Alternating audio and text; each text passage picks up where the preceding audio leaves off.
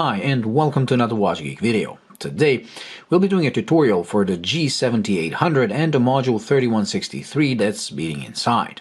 Now in my review I said that this is one of the most advanced regular battery operated G-Shocks ever made, and when you see the tutorial you will understand why.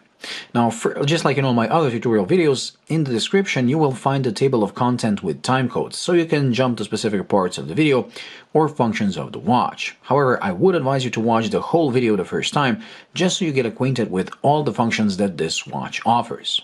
So the first thing that I'm going to show you is what each button does while in the home screen, and then we're going to move on to the actual setup. So pressing the mode button, as usual, is going to cycle through different functions until you go back to the main screen. Pressing and holding the mode button is going to activate or deactivate the mute function. We had it currently on, now I just turned it off. So now pressing the buttons is going to make actual beeps, like so. Pressing the adjust button doesn't do anything, but pressing and holding it is going to enter the adjusting screen, which is something we'll get back to in just a second. Pressing this button right here, it's a light button, it's going to activate the backlight. Pressing and holding, it's going to activate the auto light that this watch has. And you're going to have this auto EL written right here. So now if we put the watch level and tilt it to our face, it's going to light up. Since this is not a solar watch and it doesn't know when it's in the dark and when it's in the light, it's going to turn this function off automatically after 6 hours to save the battery. Naturally, you can manually turn it off by simply pressing and holding the light button for more than 3 seconds until the auto EL disappears, like so. These two buttons. If you press this button, you're going to change what is written, the format of the calendar displayed right here. So because you can see we now have the day of the week and the year. Pressing it, it's going to be year and day of the week right here. It's going to be just day of the week or just the year. So you toggle it with this. Toggling this is actually going to change the calendar. It's going to toggle this screen between the calendar and the two custom screens that you can make. So we have the two custom screens. I made the first one and it says Rolex, which is pretty cool. You can put anything what you want right here, and we're going to show you how to do that as well. Then you have the custom 2 and back into the calendar. Now the calendar, like I said, with this button, whatever format you select, when you toggle through these custom screens, going back to the calendar, it's going to be the pre-selected one that you selected with this button. We'll return it like this. Also, this is one of the rare watches where you can actually change the format of the month and date, which is something we're going to show you right now since we're going to be doing the setup. Okay, so to adjust the time, the calendar, and all the other things on this watch, while in the home screen you press and hold the adjust button for more than a couple of seconds. And now the watch is going to ask you for the seconds. By pressing the lower button you can reset the seconds and toggle things on or off, or if you have to change the values, using these two buttons you can go up, you can go down. Pressing the mode button is going to change what values you're actually changing or adjusting. So if we reset the seconds after 30 seconds, between 30 and 59, the seconds are going to jump to 0, but the minutes are going to move by 1 up.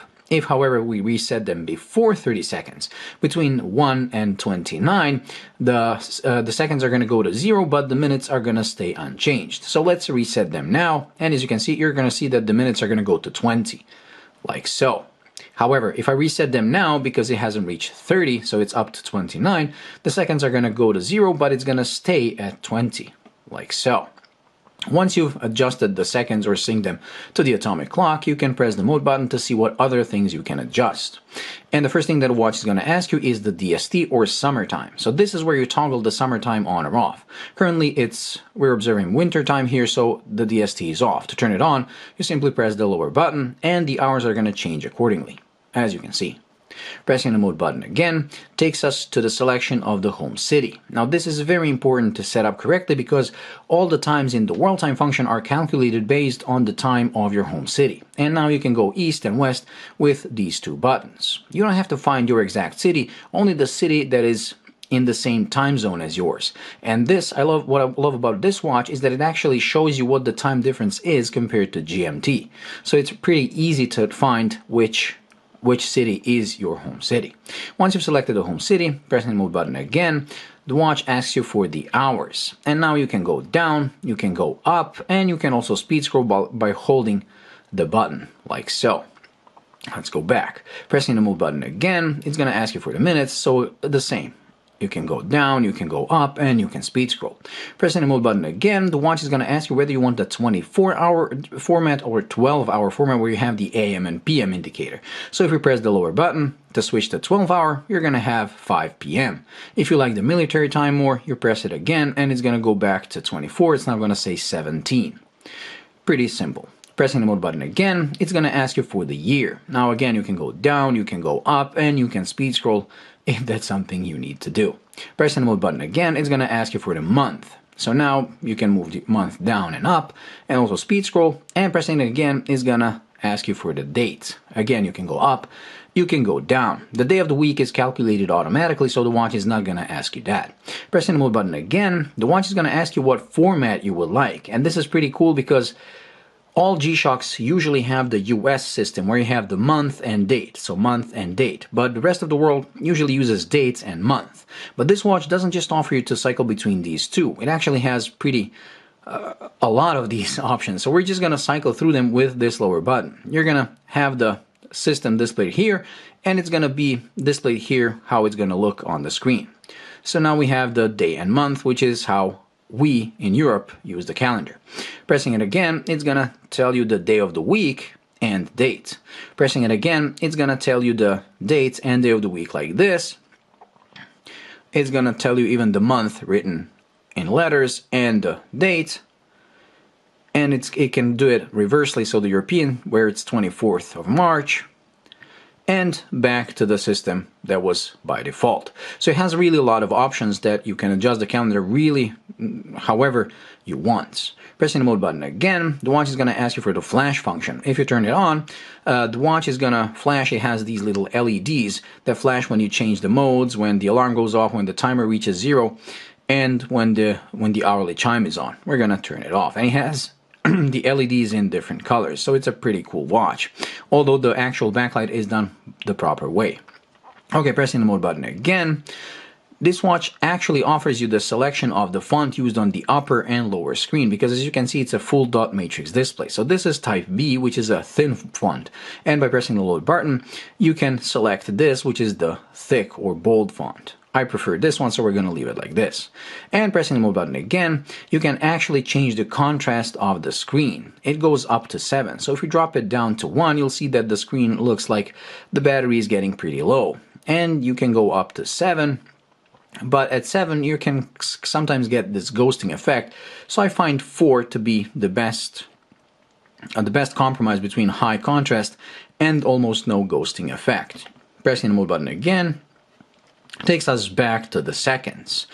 And that's it. So if you missed anything or you want to set up something differently, you simply use the mode button until you cycle back to that value. Once you've set up everything the way you want to and you want to exit the adjusting screen, you simply press the adjust button again, and there, the watch has just been set up. Now when it comes to the custom screens, all you have to do is select the custom screen that you want to change. So let's say Rolex, and then enter the adjusting mode by pressing the adjust button. Once you do that, you're going to have this little blinking hyphen. And now, moving up or down, you can select symbols, space, or letters of the alphabet. Once you've selected what you want for this position, let's say an empty space, you simply press the mode button to go to the next letter, and next, and next. And whichever one you select, you can do whatever you want with it. And I believe, I don't know how many letters there are, but it has a lot. If you want to change this one, you just have to cycle back to it by going all the way back, and then it's going to jump to the front and reach it again. So it's pretty simple. To exit, you simply press the adjust, and now with this again you can toggle custom 1, custom 2, or simply the calendar. And that's pretty much it when it comes to the home screen. So now let's move on to the other functions. The next function is the world time. Now this watch, I don't know how many cities it has, but probably 31 time zones and 48 cities as usual. While in the world time, using these two buttons, you can go due east and due west. And again, the cool thing is that this watch displays the whole name of the city here for a couple of seconds, and it displays the difference in hours from the GMT. So it's pretty cool. Again, the only other thing that you can do while in the world time is turn the DST on or off for each time zone individually by pressing and holding the adjust button. So press and hold, and the DST is going to turn on, and the time is going to move by 1 up. To turn it off, again, you press and hold, the DST turns off, and the hours drop by 1. And that's pretty much it when it comes to the world time. Moving on. The next function is the countdown timer, and this is one of the best countdown timers I have ever seen on a G-Shock. Now, the reason for that is that it can be set, first we'll cover the pre-selected times. So this countdown timer has pre-selected times, so you can easily adjust it if you're, let's say, using it for cooking, like a cooking timer. Because if you press this upper button, you're going to cycle between 1 minute, 3 minutes, 5 minutes, 10 minutes, 15, 30, 45, and an hour. So if you need any of these, you simply go like this. You don't have to set it up, go into the adjusting screen. You just select it and start it with the lower button. Once it reaches 0, it's going to do one of many things that you can select right here. Since now it says countdown stop, it's going to reach 0 and it's going to start beeping. And naturally you can stop it and you can reset it. Like so.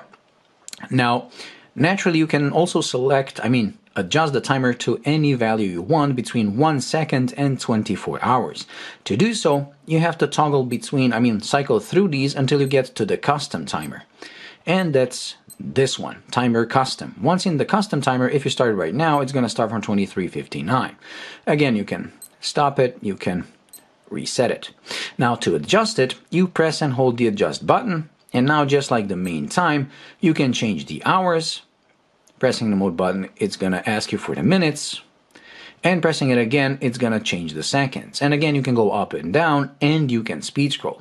However, where this countdown timer becomes cool is that once you press the mode button again, the watch is going to ask you what type of a countdown timer you want. So countdown timer stop means it's going to reach 0 and it's going to beep and stop. However, by pressing this lower button, you can create a count up timer. What that means is that if you have a certain goal that you want to reach, let's say, an hour 56:59, once it reaches 0, it's gonna beep to let you know that you reached your goal, but it's gonna start counting up to 24 hours just so you can know by how much you overshot your goal, which is pretty cool. And the third is the countdown repeat, meaning that if you set it up like this and start it, once it reaches 0, it's gonna beep and restart the cycle, which I find very useful when using, medication or something where you have to use it every 8 hours, 6 hours, 4 hours, whatever. You don't have to do the math at what time each pill has to be taken. You simply put in the time between the pills, started as a countdown repeat, and it's just gonna restarting the cycle until you actually stop it by pressing this. Once you've selected the type of the countdown timer, you simply press the adjust button. And please note that this type of the countdown timer is also reflected to any of these custom timers. So if we selected a count up, the 3-minute timer is also going to be count up. And that's pretty much it. So like I said, one of the most useful and best designed countdown timers ever. Okay, moving on. Pressing the mode button again, the watch is going to ask you for the stop. We're going to the stopwatch. Now this stopwatch is a regular stopwatch, meaning you can start it, you can stop it, you can reset it. You can also do the split time, so you start it. When you want to freeze the screen, you press the upper button, but the stopwatch keeps running in the background. To unfreeze the screen, you press this button again, and you can do the first and second place. So if you have two runners, when the first one goes through the finish line, you press the upper button. When the second one goes through the finish line, you press the lower button. You write down the time of the first runner. Pressing this upper button is going to display the time of the second runner, and pressing it again is going to jump back to 0. What makes this stopwatch extra special compared to others is that it can go up to 100 days. So that's 2400 hours, which I don't know if there's a G-Shock that can do longer stopwatches. Usually they go to 24 hours, the analog digitals goes to 60 minutes, and some go to 1000 hours. But this one goes to, like I said, 100 days, which is simply ridiculous. But it's another quirk that I love about this watch. Stop it, reset it. Okay, moving on. The next function is the alarm, and just like the countdown timer, this alarm function is probably one of the best ever put on a G-Shock. Now, it has the usual, and the hourly chime as well. It has the usual 5 alarms with one being a snooze. Now to cycle through the alarms, you press the lower button. So alarm 1, alarm 2, alarm 3, alarm 4, the snooze alarm, and the hourly chime or signal. Pressing it again jumps back to the alarm 1. To turn any of these on or off, you select the alarm you want to turn off and press the upper button, on. And now you have this little hash mark and on. Moving on, you want to turn on the alarm 3. Again, you press it like this.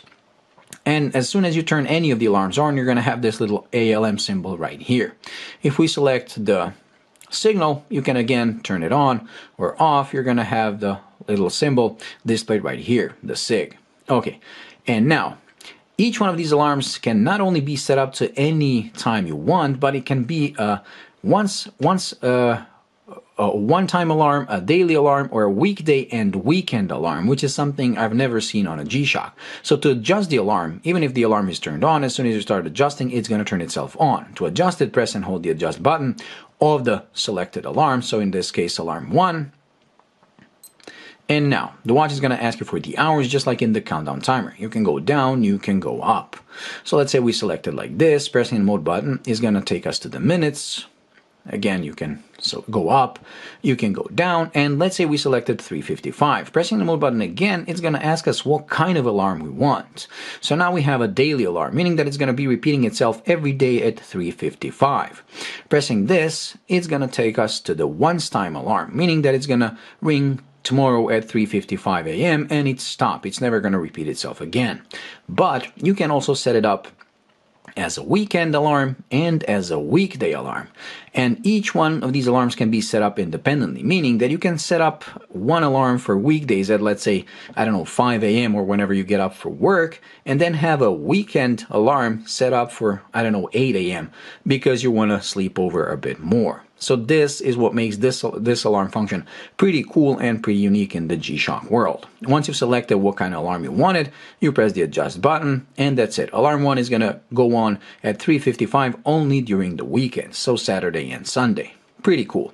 But that's not all. The hourly chime, like I said, is also very special. So if you go to the hourly chime, which is that beep beep that you hear every hour. Now on this, not only can you select the hourly chime to be also a daily, a weekday, or weekend. So if you want the hourly chime to be off during weekends, you select the weekdays and it's not going to beep on the weekends. But not only that, you can also select what time you want it to be on. So let's say from 7 to 11. That way the watch is not going to beep when you sleep, which I believe is also very unique among G-Shocks. So to turn on the hourly chime, you simply use this. But to adjust the exact time and the repetition of the hourly chime, you press the adjust button and hold. And once in the hourly chime setting, you can set what time you want the hourly chime to be on. So let's say from 8, pressing the mode button, to, let's say, 22. So now from 8 to 10 p.m., the watch is going to beep every full hour, and then during the nights, it's going to be quiet. And pressing the mode button again is going to ask you whether you want it to repeat daily, so every time from 8 to 10, or only during the weekends from 8 to 10, or only during the weekdays from 8 to 10, so from Monday to Friday, which is pretty cool and unique. And that's it. Once you've set it up, you simply press the adjust button, and that's it. Pressing the mode button again takes us back to the home screen. Well, this pretty much completes the whole tutorial for this amazing regular battery operated G-Shock, and I really enjoyed playing with all these functions because I believe Seiko really made an amazing watch with this. I don't know why they stopped producing it. It was probably not selling really well, but it is a true gem. Anyways, that's it when it comes to this video, so I hope you enjoyed and found it useful. If you did, please like and subscribe, and until the next video, bye.